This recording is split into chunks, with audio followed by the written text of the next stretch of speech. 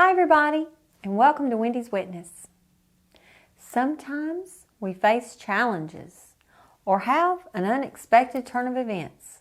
At times the dirt from the road we travel gets on us. Life comes with disappointments and prolonged periods of what seems like the mundane day in and day out grind. What gets on us doesn't have to get in us.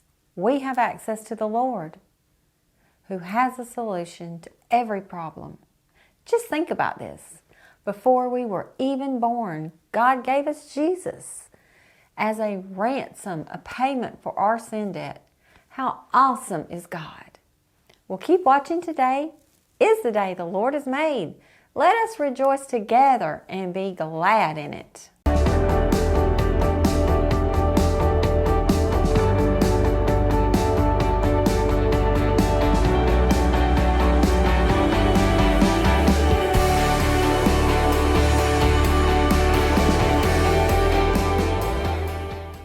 How did the serpent deceive Eve? He made her believe that she was missing out on something, that her life would be better if she chose to disobey God, because God was surely holding out on her. She thought about it and decided, looks pretty good. She desired to receive wisdom from the fruit of a tree when she had direct access to the source of all wisdom. Likewise, all mankind has access to God, thanks be to Jesus, His death, burial, and resurrection. When we need to know anything, we can go straight to the source. On that first Pentecost long ago, God gave us an amazing gift, the Holy Spirit. Now, we are filled with the Holy Spirit. He teaches us, guides us, and counsels us. When we fellowship with the Holy Spirit, we can ask Him to lead us. As we yield to Him, He will show us things we don't know. And just listen to Psalm 90, verses 12 through 14. We can ask, teach us to number our days carefully so that we can develop wisdom in our hearts. Lord, how long? Turn and have compassion on your servants. Satisfy us in the morning with your faithful love, so that we may shout with joy and be glad all our days. Well, friends, what does satisfy? What makes people happy? Well, haven't you heard? You can't make all the people happy all the time. Maybe you've seen the startling statistics of suicide. It's the 11th leading cause of death in the U.S. On average, there are 132 suicides per day.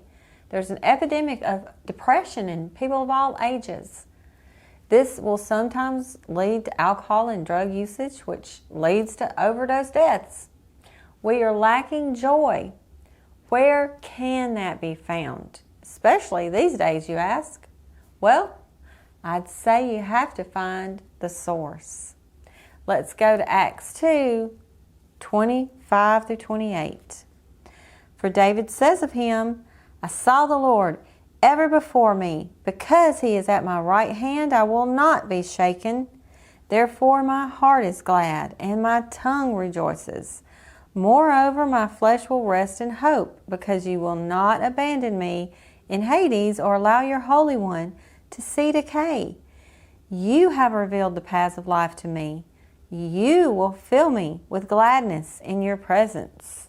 That's where the joy is. It's in His presence.